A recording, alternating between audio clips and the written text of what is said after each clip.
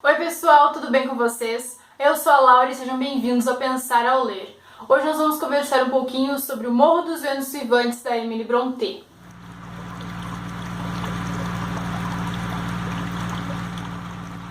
Essa história vai começar quando o Sr. Lockwood decide alugar a granja True Cross. Talvez esse não seja o nome, mas foi assim que eu li durante a história, porque o nome é um pouco difícil de pronunciar. Ele se interessa pela história do Radcliffe e da Catherine. Ele se interessa quando ele vai conhecer o Radcliffe, que é o dono propriamente da granja.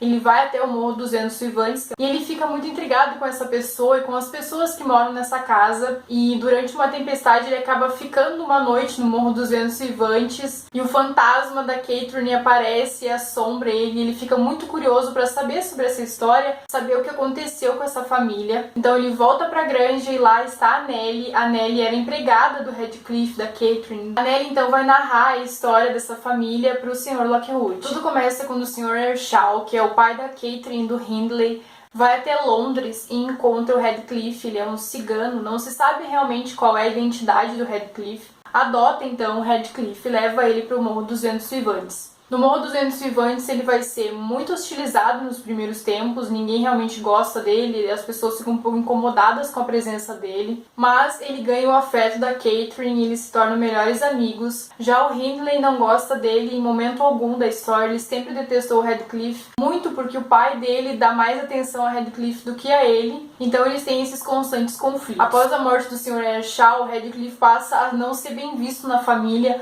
ele acaba perdendo muito do que ele havia conquistado.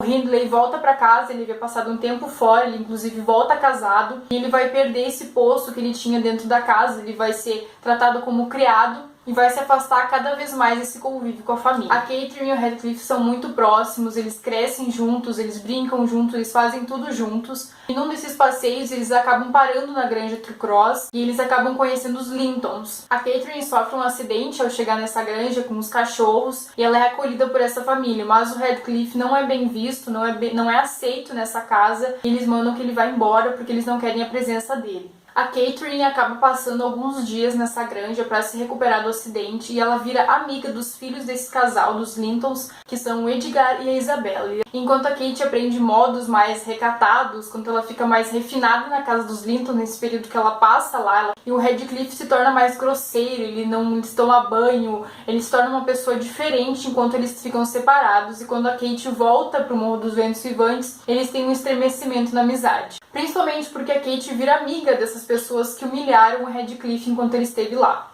E a Kate sempre foi muito teimosa, muito mimada, muito caprichosa, ela sempre foi muito orgulhosa também. E esse relacionamento que ela tem com as pessoas sempre foi muito por interesse. Como a Kate tem essa ambição toda, esses interesses todos, ela acaba trocando o amor do Radcliffe, porque eles acabam se apaixonando nessa amizade, nesse sentimento que vem desde criança, eles eram muito apegados um ao outro, tinham um ao outro sempre por perto, e eles criaram um laço muito forte, tanto que a Kate diz que o Radcliffe é um pedaço dela, eles são uma metade, eles se completam, mas ela decide não ficar com ele, ficar com o Edgar pelo dinheiro, pela posição social, por ele ser mais estudado. Então, quando a Kate decide se casar com o Edgar, ela tem uma conversa com a Nellie. O Radcliffe acaba ouvindo essa conversa e ele decide então fugir. Depois disso, transcorre bastante tempo, a Nellie vai morar na granja, por isso que ela está na granja agora que o Sr. Lockwood alugou. Então ela conta essa história porque ela está lá, contra a sua vontade ela foi morar com a Kate na granja. Bom, é muito difícil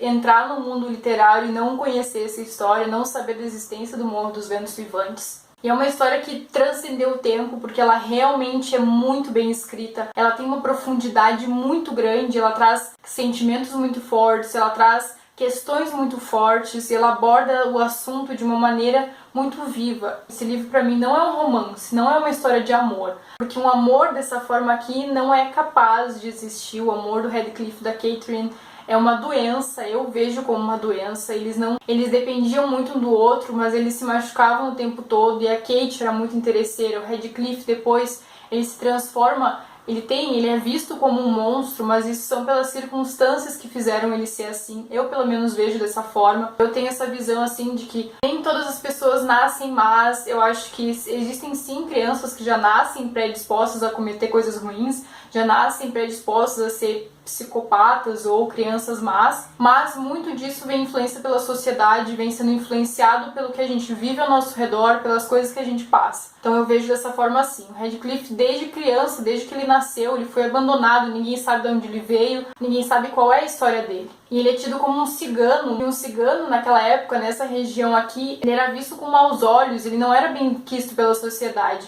Ele era rechaçado, ele era humilhado, ele sofria preconceito. É o preconceito pela cor, o preconceito pela raça, pela etnia, da onde você vem, quais são as suas raízes. Esse é o preconceito que vem com ele desde criança e depois ele é encontrado na rua pelo Sr. Earnshaw. Então tem todo esse peso do que essa criança viu, do que essa criança viveu até chegar nessa família. E depois ele é muito maltratado pelo Hindley, ele é muito maltratado pelas pessoas dessa casa, também pelo Joseph, que é um velho criado que ensina essas crianças. Ele tá ali como também uma pessoa religiosa da família para ensinar os valores para essas crianças. Então esse peso de ser sempre uma pessoa que é mal vista pelas outras pessoas, que a primeira impressão, tanto que quando ele chega na casa dos Lintons, ele é mandado embora porque ele é um cigano e ele não é bem visto pelas pessoas de classe, entre aspas, assim podemos dizer. Ele não é bem visto, ele é humilhado, ele é mandado embora. A Kate também não faz nenhum esforço. Ela aceita esse comportamento das pessoas, ela não defende ele, ela diz pra ele ir embora. Tanto que depois ele volta e ele quer vingança, a vingança tá nele, nessa forma como ele vê as pessoas, o amor que a Kate negou a ele. Então tudo isso vai influenciando para que ele se transforme na pessoa que ele se transformou. E tem uma passagem desse livro que talvez seja uma das passagens assim, mais incríveis, uma das cenas mais chocantes, impactantes assim que eu já li na vida, que é uma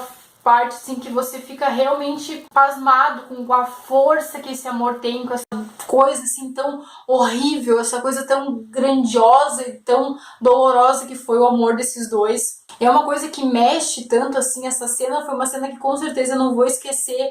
Eu vejo tão nítido assim o que aconteceu. Inclusive a Nelly, que tá narrando a história, ela fala assim: aos olhos de um espectador frio, os dois ofereciam um quadro estranho e assustador. E foi muito, muito surpreendente esse livro. Foi uma das minhas melhores leituras desse ano. Foi um livro que eu achei lindíssimo, de uma coisa assim muito, muito marcante. Não é um livro que é bonito pelo conteúdo. Como eu falei pra vocês, eu não vejo como um romance, eu não vejo como uma história de amor. Eu vejo como uma história de doença, uma história de loucura, de inveja, de raiva, de ódio. Principalmente ódio, eu vejo assim. E eu achei fantástica a forma como alguém conseguiu escrever isso assim em palavras e colocar num livro de uma forma tão acessível que você pudesse realmente mergulhar na história e sentir tudo que esses personagens vão sentindo. A construção dos personagens é perfeita e é um livro que você não consegue se apegar aos personagens, assim. Eu acho que eu não consegui dizer se eu gostava de um, gostava de outro. Eu me senti incomodada com todos, no geral. Da mesma forma que o Sr. Lockwood ficou encantado, intrigado, querendo saber mais sobre a história, você também se sente como o Sr. Lockwood. Você quer distância da história, mas ao mesmo tempo você quer saber o que acontece.